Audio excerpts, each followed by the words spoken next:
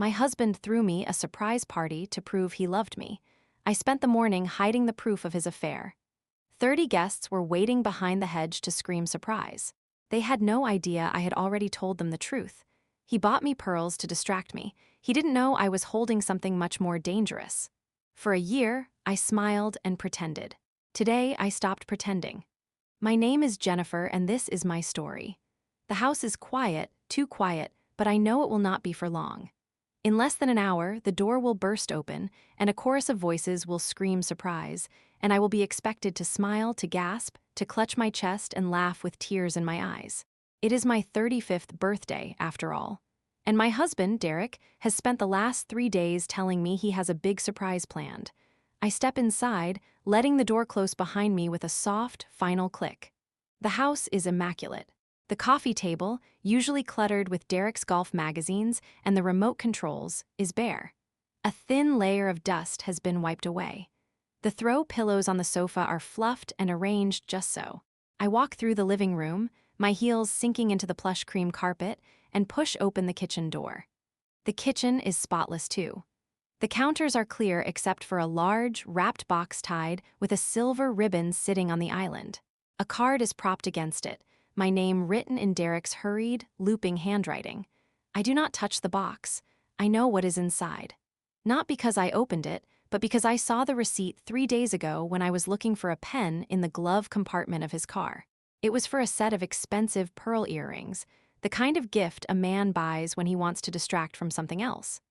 I stand there for a long moment, looking at the box, and feel the familiar, heavy weight settle in my chest. It is a weight I have been carrying for almost a year now, the weight of knowing. I walk to the refrigerator and pull out a bottle of water. I unscrew the cap, take a slow sip, and then walk back through the living room, up the staircase. Each step is deliberate. The stairs creak in the same places they always have, the 5th step, the 11th, the 13th. I know the rhythm of this house as well as I know the rhythm of my own heartbeat. But lately, that heartbeat has been irregular, skipping with the anxiety of secrets I was never meant to keep. I reach the master bedroom and pause at the threshold. The bed is made, the navy blue duvet pulled tight. Derek's side is neat, his slippers tucked under the nightstand.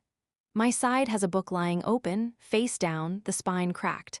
I pick it up, mark my page with a scrap of paper, and set it on my nightstand. I walk to the closet, slide the door open, and look at the row of my clothes, then his. His suits are hung with precision, arranged by color. My dresses are a more chaotic jumble. I reach out and touch the sleeve of one of his jackets, a dark gray Armani. He wore it last Thursday. He said he had a late meeting with a client. I know now that he was not at a meeting.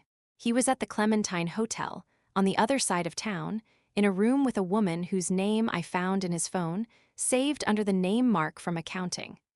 I close the closet door and walk to the window that overlooks the backyard.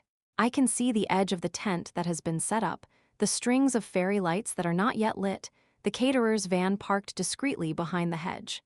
Derek has thought of everything.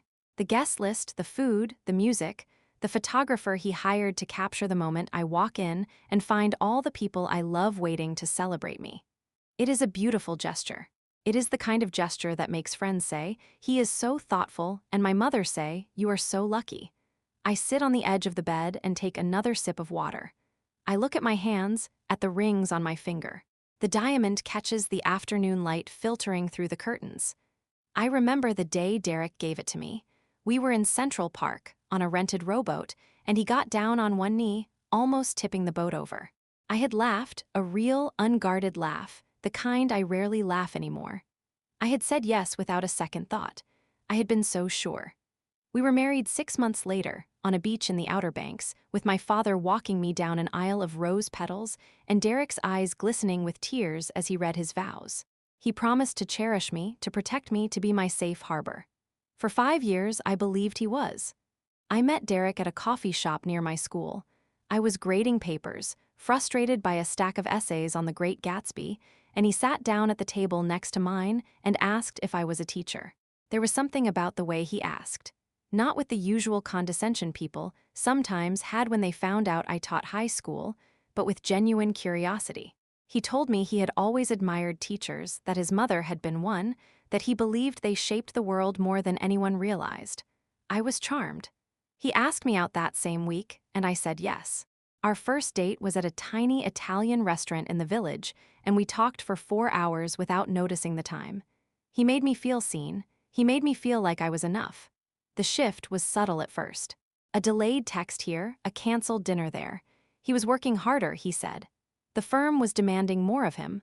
I understood. I was a high school English teacher, my life dictated by lesson plans and parent-teacher conferences. I was not the kind of wife who questioned. I was supportive. I packed his lunches, left him notes in his briefcase, made sure his favorite whiskey was always stocked. I was the perfect wife. And that was the problem, I realize now. I was so busy being perfect, I forgot to pay attention. It was 3 months ago when I found the first clue. A lipstick, not my shade, a deep plum I would never wear, tucked into the side pocket of his golf bag. I had pulled it out, stared at it, and felt a coldness spread from my fingertips to my heart. I asked him about it, casually, when he came home that evening. He had looked at it, frowned, and said it must have fallen out of a colleague's bag when they were carpooling to a tournament. He said it so smoothly, so effortlessly, that I almost believed him.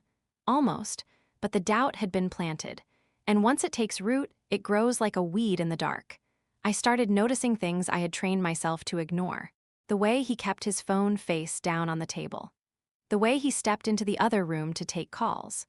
The way he looked at me sometimes, not with the warmth I remembered, but with a kind of careful distance, as if he was performing a role and checking to make sure he was hitting his marks.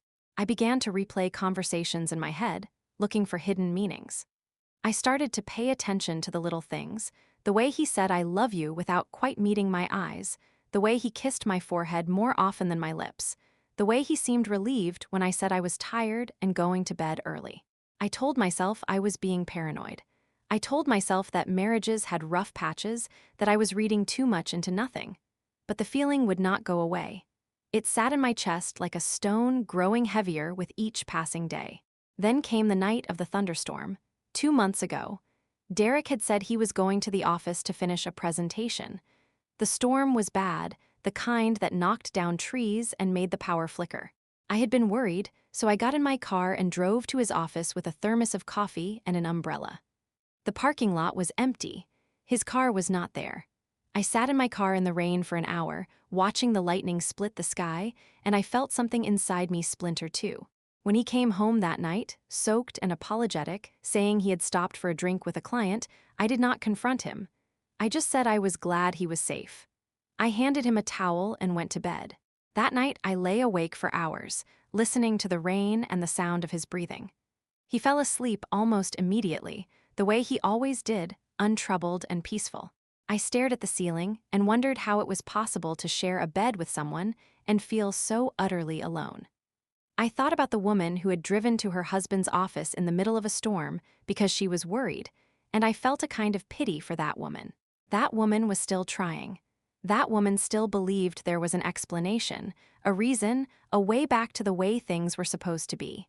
That was when I started to become a detective. I did not want to. I wanted to remain the trusting wife, the woman who believed in the goodness of the man I married. But the doubt was a parasite, feeding on my peace of mind. I checked his phone once, when he was in the shower. The passcode was still our anniversary. It was almost insulting how little he tried to hide it. I found the texts. They were not explicit, not at first. Just a thread of messages with a number saved as Mark from accounting. Can't wait to see you. Last night was amazing. When can we be together again? I had scrolled up, my hands trembling, my eyes burning, and I had seen months of conversations. Months of my life reduced to a series of lies. I remember the exact moment I read the first message. I was standing in our bathroom, the sound of the shower running behind me, and my vision tunneled until all I could see was the small screen in my hands. The words blurred and then cleared, blurred and then cleared. I thought I might vomit. I thought I might scream, but I did neither. I placed the phone back exactly where I had found it, got back into bed, and stared at the ceiling until the sun came up. When Derek emerged from the bathroom, freshly showered and smelling of sandalwood, he kissed my forehead and said he hoped I had a good day at school. I said I hoped he did too, and I meant it in a way. I hoped he had a terrible day. I hoped every moment of it was filled with the same kind of gut-wrenching dread that had taken up permanent residence in my stomach. I spent the next week in a fog, grading papers with hands that would not stop shaking, speaking to my students with a voice that sounded like it belonged to someone else. My students noticed. A girl named Maria stayed after class one day and asked if I was okay. I had looked at this 17-year-old girl, this child who had no idea what betrayal felt like yet, and I had smiled and said I was fine, just tired. I sent Maria away and then sat in my empty classroom and cried for 20 minutes. I was trying to decide what to do. I thought about leaving. I thought about screaming. I thought about burning his clothes in the backyard. I thought about driving to the Clementine Hotel and confronting this woman, this Emily, whose last name I did not even know. I thought about calling my mother and telling her everything, but I could not bear to hear the disappointment in her voice, the "I told you so" that would never actually come but would hang in the air anyway. I thought about calling Derek at work and screaming at him until my voice gave out. But I am not a screamer. I am a planner. I am an English teacher. I believe in stories. And I realized, as I sat in my empty classroom one afternoon, that I was not going to let Derek write the ending to this one. I started gathering my evidence. Quietly, methodically, like I was preparing a lesson plan. I saved screenshots of his texts. I noted the dates and times he came home late. I found the credit card statements he thought he had hidden in the bottom drawer of his desk, the ones with charges for the Clementine Hotel and for dinners for two at restaurants I had never been to. I found a receipt for a jewelry store, a purchase made 2 weeks before my birthday, and I wondered if the pearls were meant for me or for Emily. I built a case, not for a lawyer, but for myself. I needed to see the full picture before I decided how to destroy it. There were nights when I almost broke. Nights when Derek would come home and be charming, would make me laugh, would pull me into his arms, and say he did not know what he would do without me. And I would let myself be held, would let myself pretend for just a moment that the last year had not happened, that the texts were not real, that the lipstick belonged to a colleague, that the hotel charges were a mistake. But then I would remember the way he looked at his phone when he thought I was not watching, the way he smiled at a message that was not from me, and the stone in my chest would grow heavier. One night, about 6 weeks before my birthday, I woke up at 3 in the morning and found his side of the bed empty. I got up and walked downstairs. He was in the study, sitting in the dark, his phone in his hand. He did not hear me come in. I stood in the doorway and watched the light from the screen illuminate his face, and I saw him smile. Not the careful, measured smile he gave me. A real smile. A smile I had not seen in a very long time.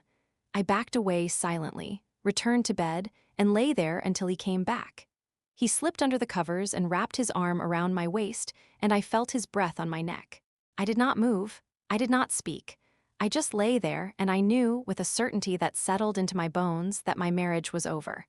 And then, 2 weeks ago, Derek had come home beaming. He had a surprise for me, he said. A big one. He was planning a party for my birthday. He wanted to celebrate me, to show me how much I meant to him. He had been working on it for weeks, he said. He had invited all my friends, my family, my colleagues. He was so excited, so earnest, that for a moment I almost believed it was real. I almost let myself feel the flutter of happiness. But then I saw it, the flicker in his eyes, the way his smile did not quite reach them. It was the same flicker I had seen when he lied about the lipstick, about the late meetings, about the thunderstorm. This surprise party was not for me, it was a performance. A grand, elaborate performance designed to reinforce the narrative he wanted everyone to believe, that he was the devoted husband, that our marriage was solid, that there was nothing to see here. He was not celebrating me. He was building a stage. And I was supposed to be the lead actress in his production, playing the role of the happy, oblivious wife. But I had been playing that role for a year, and I was done.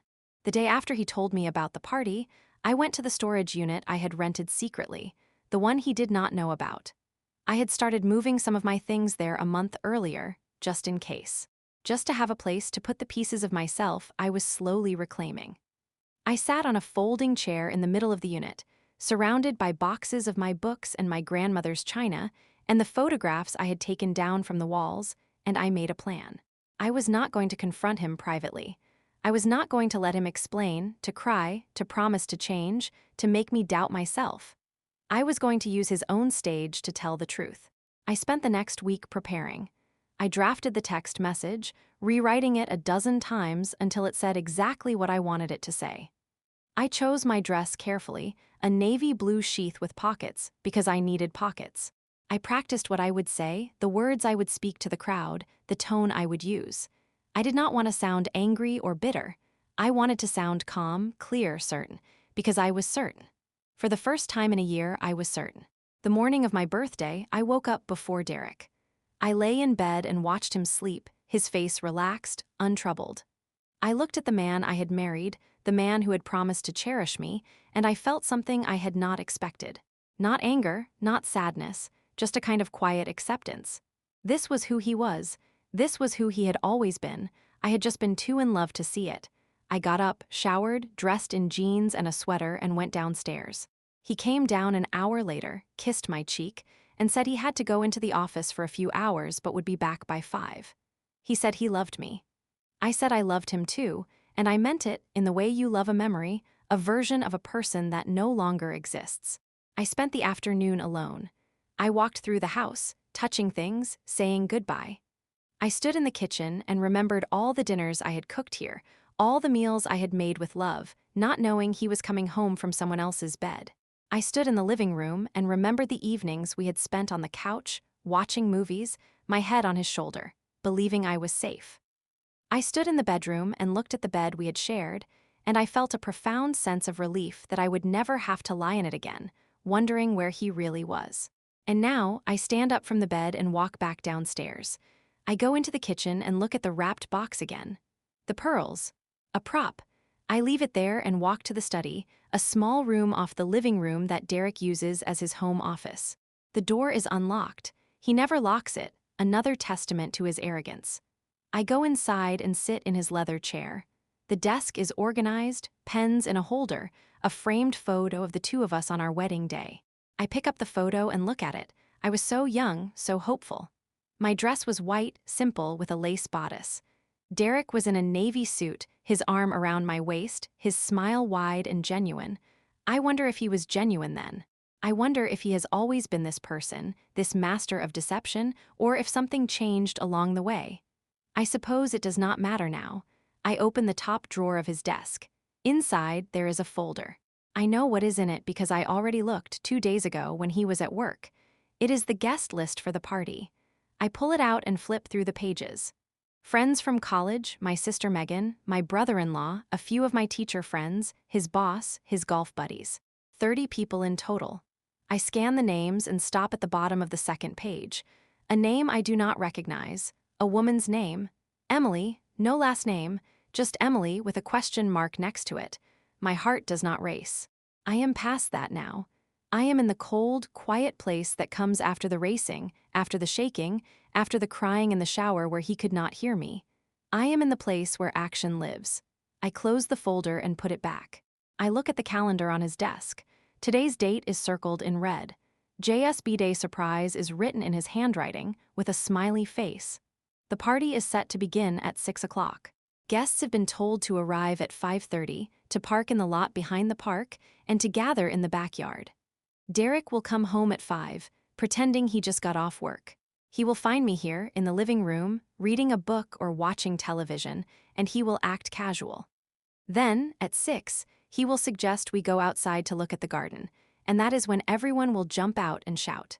It is a script, and for the last 3 days I have been writing my own. I get up from the desk and walk to the kitchen. I open the pantry and reach to the top shelf, behind the box of pasta I never use, and pull out a small, padded envelope. I have had it for a week, hidden there, waiting. I bring it to the kitchen island and set it down next to the wrapped box of pearls. I do not open it. I know what is inside. It is the final piece of my plan, a copy of all the evidence I have gathered, though I do not need it anymore. I sent the text. The truth is already in motion. I hear a car door slam outside. My body tenses, but I force myself to relax. I take a breath, then another. I smooth down my dress, a simple navy blue sheath I chose because it is elegant and because it has pockets. I need pockets tonight. I hear the front door open. Jen, Derek's voice is cheerful, rehearsed. "You home?" In the kitchen, I call back, my voice steady. He walks in, still in his work clothes, a crisp white shirt and charcoal slacks. He looks handsome. He always looks handsome. His hair is dark and wavy, his jaw strong, his eyes a warm brown. He is the kind of man people trust on sight. I used to be one of them. He sees the box on the island and his face lights up. "Hey, happy birthday," he says, coming over to kiss my cheek. His lips are cool, brief. "I got you a little something." I know I said the party was the surprise, but I could not resist. I smile. It is a smile I have practiced in the mirror. "It looks real, you should not have."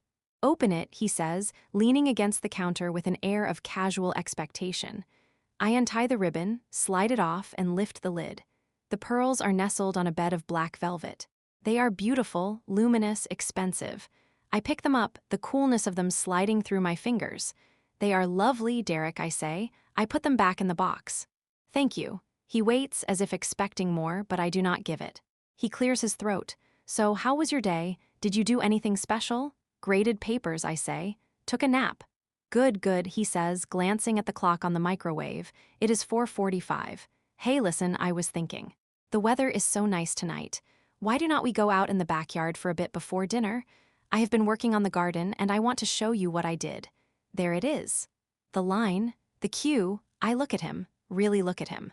For a moment, I let myself remember the man in the rowboat, the man who cried during his vows. I wonder if that man is still in there somewhere, buried under the lies and the late nights and the lipstick in the golf bag. I wonder if he has any idea what is about to happen. "Sure," I say. I pick up my water bottle and take a sip. "Let us go see the garden." He grins, and for a second he looks genuinely happy. He takes my hand, and I let him. His hand is warm, familiar. We walk through the living room, toward the sliding glass doors that lead to the backyard. As we walk, I reach into the pocket of my dress and feel the cool, smooth surface of a USB drive.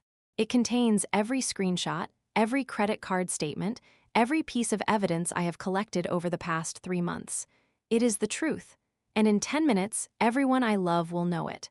I pause at the sliding door. Derek's hand is on the handle, ready to pull it open.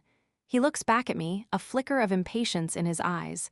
The guests are waiting. The photographer is poised. The scene is set. "Wait," I say softly. He turns, his smile still in place, but his eyes are wary now. "What is it?" I take my hand out of my pocket. I am not holding the USB drive. I am holding my phone. I unlock it and hold it up so he can see the screen. On it is a text message I sent to every guest on his list an hour ago while I was sitting on the edge of our bed. It reads, "Dear friends and family, thank you for coming to celebrate my birthday. Before you step out from behind the hedge, I need you to hear something. Derek has been having an affair for the past year with a woman named Emily. I have proof. I am not going to pretend tonight. I am not going to smile for the camera. Instead, I am going to walk out into my backyard, and I am going to tell you the truth.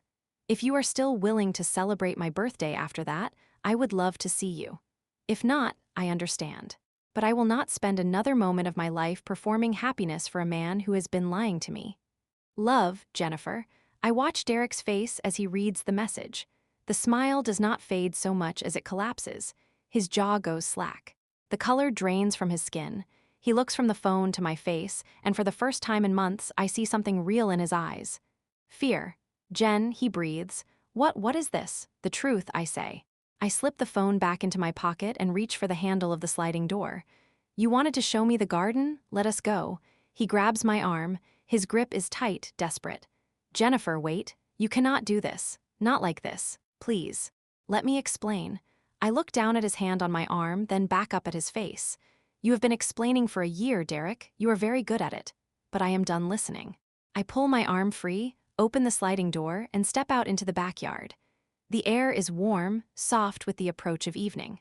The fairy lights strung across the tent are glowing, casting a golden light over the lawn. And behind the hedge that borders the patio, I can hear the shuffling of feet, the muffled whispers. They are all there, waiting for the cue that will never come. I walk to the center of the patio, directly in front of the tent. I can see the caterers inside, trays of hors d'oeuvres in hand, frozen in confusion. I can see the photographer, his camera lowered, looking at me with wide eyes. I take a deep breath, and then I speak, loud enough for everyone behind the hedge to hear. "You can come out now," I say. no need to jump. For a moment, nothing happens. Then, slowly, people begin to emerge from behind the hedge. My sister Megan is first, her face a mixture of excitement and confusion. Then my mother, my father, my best friend Sarah from college. One by one, they step into the light, their smiles uncertain. They have all read the text. They are looking at me with a range of expressions: shock, pity, anger, curiosity. They are looking at Derek too, who has followed me out and is standing behind me, his face a mask of desperation. I turn to face the crowd. 30 people. The people I love. The people I have laughed with, cried with, celebrated with. And now, I am going to show them the truth. Thank you for coming, I say, my voice clear and steady. I know you all came here tonight to celebrate my birthday, and I was going to let you. I was going to walk out here, let you all scream surprise, and then I was going to smile and laugh and pretend that everything was fine. But it is not fine. I reach into my pocket and pull out the USB drive. I hold it up so they can see it. 3 months ago, I found a lipstick in Derek's golf bag. It was not mine. When I asked him about it, he said it must have fallen out of a colleague's bag. I believed him, or I wanted to. Then I found texts on his phone. Messages to a woman he saved under a man's name. I found credit card statements for hotel rooms and dinners for 2. I found out that on the nights he told me he was working late, he was with someone else. Her name is Emily. I do not know her last name. I do not want to know it. There is a murmur that runs through the crowd. I hear my mother gasp. I hear my sister say, "Oh my God." Derek steps forward. "Jen, please," he says, his voice cracking. "This is not the place. We can talk about this at home." Privately, I turn to face him. "You chose the place, Derek. You set the stage. You wanted everyone here to see what a wonderful husband you are. So now, they are going to see what kind of husband you really are." I turn back to the crowd. I have everything on this drive. Screenshots, statements, dates, times. I am not sharing it tonight because I do not want to hurt you all with the details. But I want you to know that I am not crazy. I am not imagining things. I am not the jealous wife who made up a story because her husband threw her a party. This is real, and I am done. I look at my mother, who has tears streaming down her face. I look at my father, whose jaw is tight, his hands clenched into fists at his sides. I look at Megan, who is already moving toward me, her eyes blazing with fury.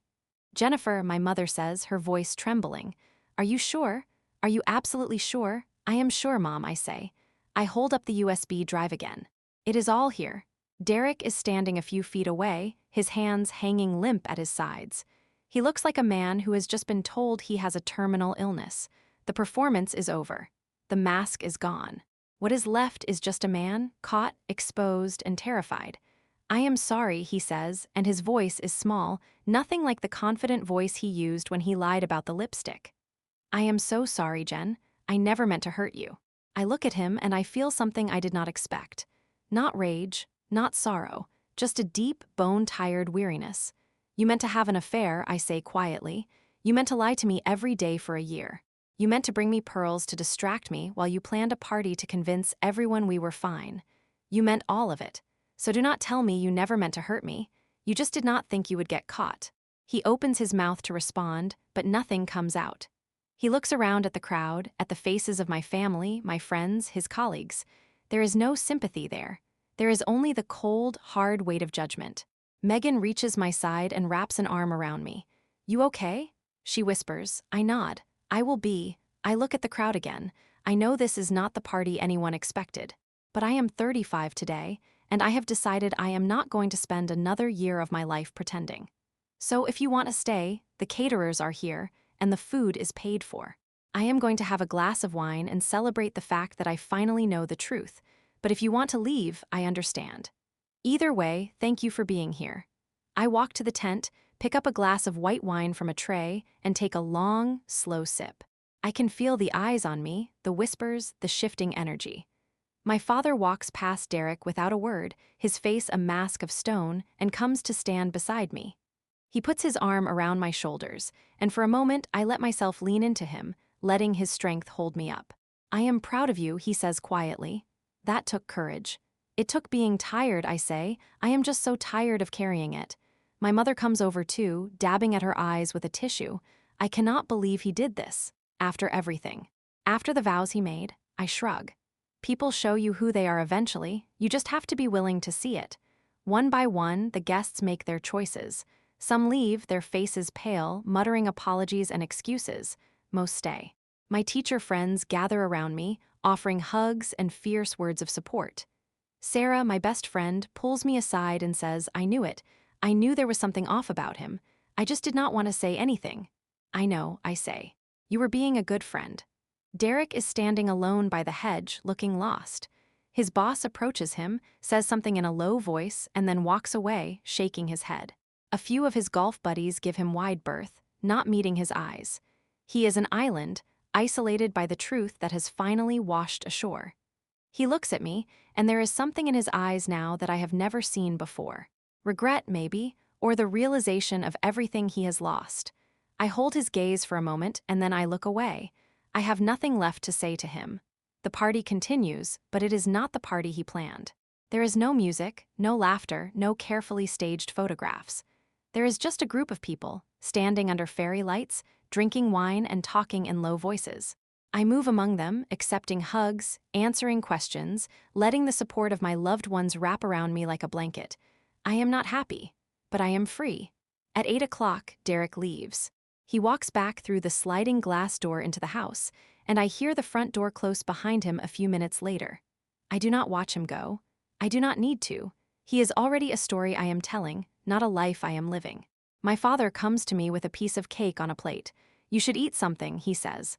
I take the plate and sit down on a chair near the tent. The fairy lights are twinkling above me, and the sky has deepened to a soft purple. I take a bite of the cake. It is vanilla, my favorite. Derek remembered that at least. Megan sits down beside me. "What are you going to do now?" I set the plate down on the table next to me. I look at the house, the home I built with a man who was building something else entirely behind my back. I think about the USB drive in my pocket, the evidence of my own awakening. I am going to talk to a lawyer on Monday, I say. I am going to file for divorce. And then I am going to figure out who I am when I am not being someone's wife. Megan takes my hand. "You are going to be amazing." I smile, and this time it is real. It is small, and it is fragile, but it is mine. I know. Later, when the last guest has gone and the caterers are packing up, I stand alone in the backyard. The fairy lights are still on, casting a soft glow over the empty chairs. I walk to the hedge and look at the spot where everyone was hiding, waiting to shout surprise. It seems like a lifetime ago, that moment of anticipation. I think about the woman who walked through the front door this afternoon, carrying the weight of a secret she was about to set free. That woman was brave, I realize. More brave than she knew. I pull the USB drive out of my pocket one last time and look at it. It is small, no bigger than my thumb, but it contains the truth of the last year of my life. I do not need it anymore. The truth is out now, spoken aloud in front of the people who matter. I walk over to the grill that the caterers left uncovered and drop the drive onto the still warm coals. It sizzles for a moment, and then it is gone. I turn and walk back into the house. The kitchen is still there, the box of pearls on the island. I pick up the box, close the lid, and set it in the trash can under the sink. Then I go upstairs, into the bedroom, and close the door. I change out of my dress and into an old t-shirt and sweatpants, the ones I wear when I am grading papers or watching movies alone. I get into bed, pull the covers up to my chin, and stare at the ceiling. For the first time in a year, I sleep through the night without waking up once. The next morning, sunlight streams through the curtains. I wake slowly, my mind quiet, my body rested. For a moment, I do not remember where I am. Then it all comes back, the party, the truth, the look on Derek's face when he read the text. I lie there for a while, letting the memories settle, and then I get up. I go downstairs and make coffee. I stand in the kitchen, my hands wrapped around the warm mug, and look around. The house is quiet, but it is not the oppressive quiet of secrets. It is the quiet of a fresh start. I walk into the living room and see that the sliding glass door is still open, the screen closed. The backyard is empty, the fairy lights now dark, the chairs gone. The hedge looks ordinary, just a hedge. I think about the last 3 months. The detective work, the sleepless nights, the slow accumulation of proof. I thought I was gathering evidence for a legal battle, or maybe for a confrontation. But now I understand that I was gathering it for myself. I needed to see the truth so clearly that I could not unsee it. I needed to hold it in my hands before I could let it go. My phone buzzes on the counter. I walk over and look at the screen. A text from Derek. Can we please talk? I am at my parents' house. I know I messed up. I need to explain. I read the message twice, and then I delete it. I do not block his number, not yet. There will be logistics to handle, a divorce to navigate. But I do not need to hear his explanation. There is no explanation that will make it right. There is no explanation that will undo the year of lies, the hotel rooms, the lipstick, the name saved under a colleague's. I know what I know, and that is enough. I finish my coffee and go upstairs to shower. The bathroom is still ours, his razor next to my shampoo, his towel hanging on the hook. I look at his things for a moment, and then I take his towel down and put it in the hamper. I take his razor and put it in a drawer, small acts of reclaiming. I will pack the rest of his things later. For now, I just want to wash away the last traces of him from my skin. I stand under the hot water for a long time, letting it stream over my face, my shoulders, my back. I think about the first time I realized I was in love with Derek. It was a rainy afternoon in the city, and we had ducked into a bookstore to escape the downpour. He had pulled a book off the shelf, a collection of poetry, and read a line aloud. Love is not a victory march. It is a cold and it is a broken hallelujah.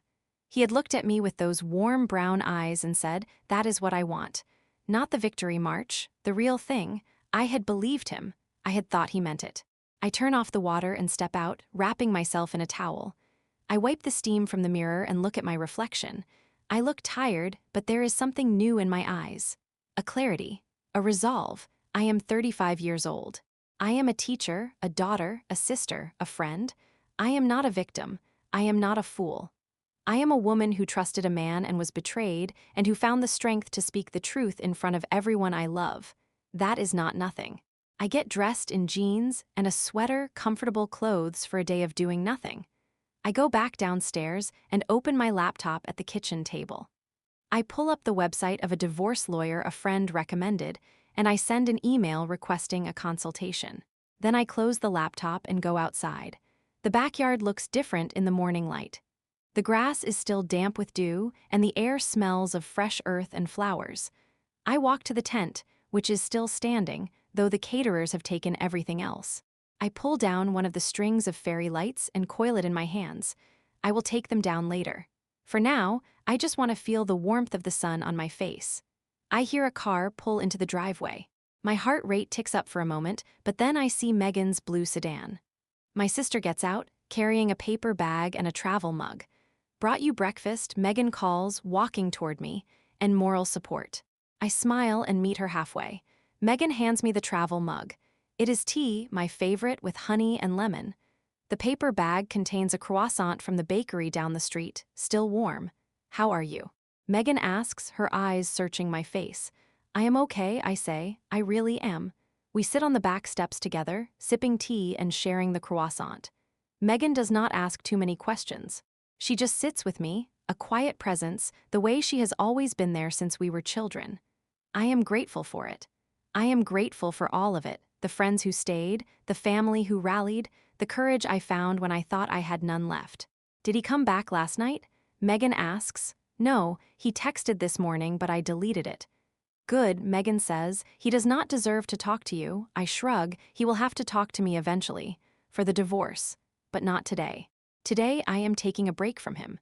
We sit in silence for a while, watching the sun climb higher in the sky. A bird lands on the hedge, chirping loudly, then flies away. The fairy lights in my lap glint in the sunlight. What are you going to do with the house? Megan asks. I do not know yet. I love this house. But it is full of him. I might sell it. Start fresh somewhere else. You could move closer to me, Megan says. There is a great school district. You would get a job in a second. I consider it.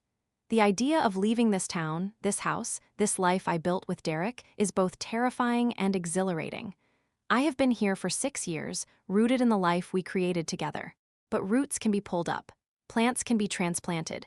Sometimes they grow stronger in new soil. I will think about it, I say. Megan leaves around noon, promising to check in later. I spend the afternoon packing Derek's things. I start in the closet, taking his suits down from their hangers, folding them neatly into boxes. I do it without anger, without tears. It is just a task, a necessary step in the process of untangling my life from his. I pack his shoes, his ties, his collection of cufflinks. I pack the books from his nightstand, thrillers and biographies, and the framed photo of the two of us at a charity gala 2 years ago. I look at it for a moment, our smiling faces, my hand on his chest. I put it in the box. I work until my back aches, and then I take a break. I make myself a sandwich and eat it at the kitchen table, looking out the window at the backyard. The tent is still there, the fairy lights I took down in a pile on the patio. I will have to call the rental company to come get it. Another thing to do, another thread to cut. My phone buzzes again, another text from Derek. I do not look at it. I turn my phone face down on the table and finish my sandwich.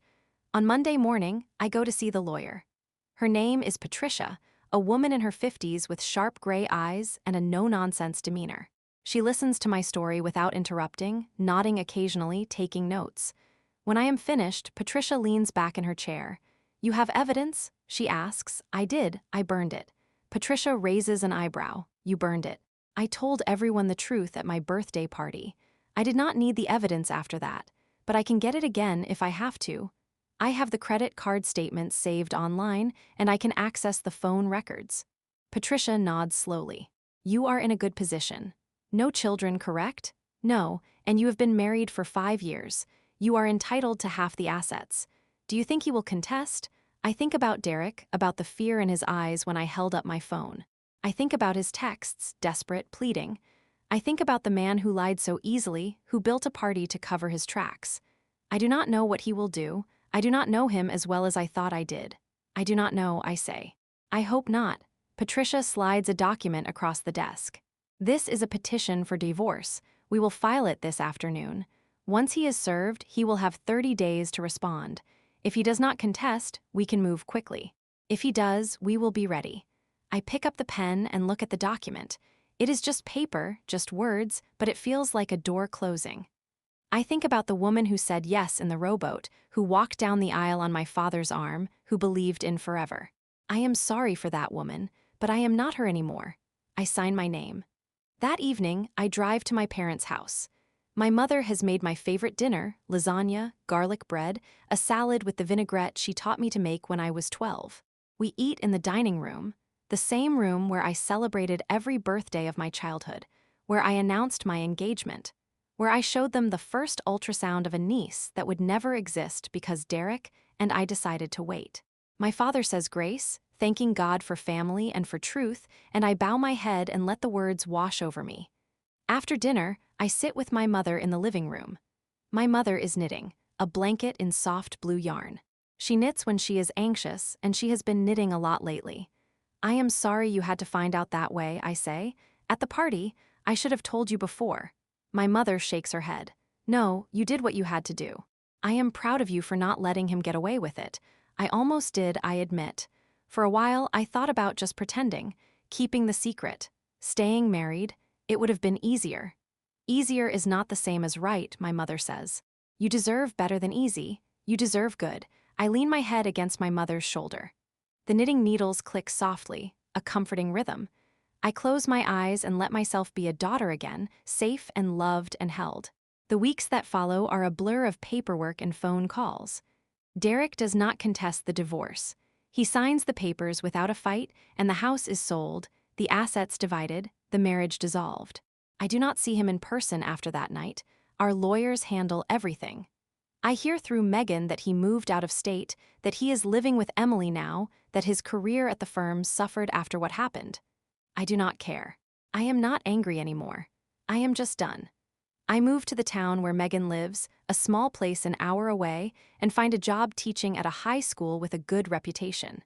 The school is older, with big windows and oak trees in the courtyard, and the students are curious and kind. My new classroom has a view of the hills, and I spend my first week arranging my desk, hanging posters, planning my lessons. It feels like starting over. It feels like breathing again.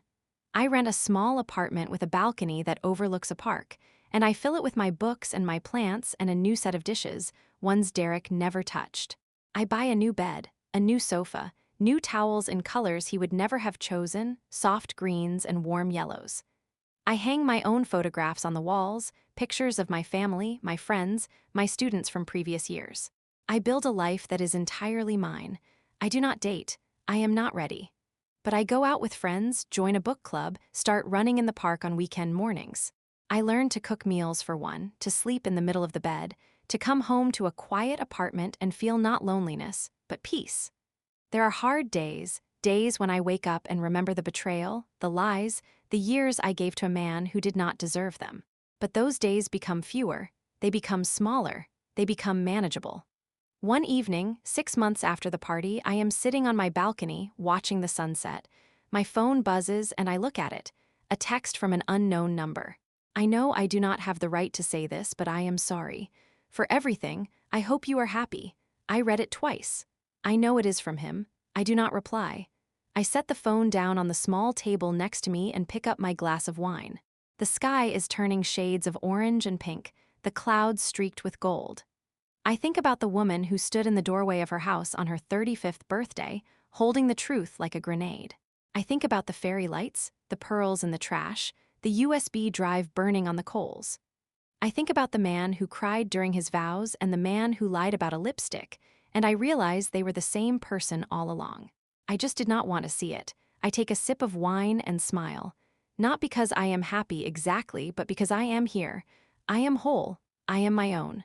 The sun dips below the horizon and the first stars appear. I lean back in my chair and look up at them, and for the first time in a very long time, I am not looking over my shoulder. I am looking ahead, and the view, I decide, is beautiful. I think about the year ahead. I think about my students, about the novels I will teach them, about the essays I will read, about the small moments of connection that made me love teaching in the first place. I think about the book club I joined, about the new friends I am making, about the way we laugh together over wine and argue about characters as if they are real people. I think about the park where I run on weekend mornings, the way the light filters through the trees, the way my lungs burn and my legs ache and I feel alive.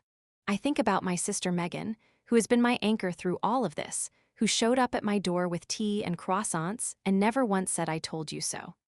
I think about my parents, who have wrapped me in their love and reminded me that I am never alone. I think about Sarah, who called me every day for a month after the party, just to check in, just to say I am here. I think about the woman I used to be, the one who believed in fairy tales and happy endings, the one who thought love was enough to make a person honest. I am not that woman anymore, but I do not mourn her. That woman was brave enough to love, and that is not something to be ashamed of. It is something to be proud of. I finish my wine and set the glass down. The stars are brighter now, scattered across the sky like promises. I wrap my arms around myself and smile again, a real smile, one that reaches my eyes. I am 35 years old. I have a job I love, a family I adore, friends who would do anything for me. I have a small apartment with a balcony and a park across the street, and a whole future stretching out in front of me, unwritten and unscripted. For the first time in my life, I am the author of my own story, and I am going to write a good one. I stand up, stretch, and walk back inside. The apartment is quiet, but it is a good quiet. It is the quiet of someone who has finally found her way home. I turn off the lights, lock the door, and get ready for bed. I brush my teeth, wash my face, and slip between the sheets. I close my eyes, and for the first time in a very long time, I am not thinking about him. I am thinking about tomorrow. About the lesson I will teach, about the run I will take, about the book I am reading, about the life I am building. I fall asleep with a smile on my face, and I dream of open roads and clear skies and a future that belongs to no one but me. In the months that follow, I settle into my new life with a grace I did not know I possessed. I become known at my new school as the teacher who makes literature come alive, the one who stays after class to help students who are struggling, the one who brings cookies on Fridays and remembers everyone's birthday. I build a reputation for being fair and kind and just a little bit fierce, the kind of teacher students remember years later. I join a running group and meet a woman named Lisa who becomes one of my closest friends. Lisa is a graphic designer with a sharp wit and a kind heart, and she lost her husband to cancer 3 years ago. We understand each other in a way that does not require explanation. We run together on Saturday mornings and then get coffee afterwards, sitting on a bench in the park, watching the world go by. Lisa tells me about grief, and I tell her about betrayal, and we find that the two things are not so different. They are both about loss. They are both about learning to live with the empty spaces. I start writing again. I had forgotten how much I loved it, the way words could shape a feeling, give it form, make it manageable. I write about my students, about the park, about the way the light falls on my balcony in the evening. I write about the party, about the moment I opened the sliding door, about the look on Derek's face. I write to understand, and in the writing I find a kind of peace. I do not hear from Derek again. The text remains the last word, unanswered, a period at the end of that chapter. I hear through the grapevine that he and Emily did not last, that he moved again, that he is somewhere in the Midwest now, working for a smaller firm. I do not wish him ill. I do not wish him well. I simply do not wish for him at all. One afternoon, about a year after the party, I am walking through the park near my apartment when I see a couple sitting on a blanket under a tree. They are young, maybe in their 20s, and they are laughing about something, their heads bent together, their hands intertwined.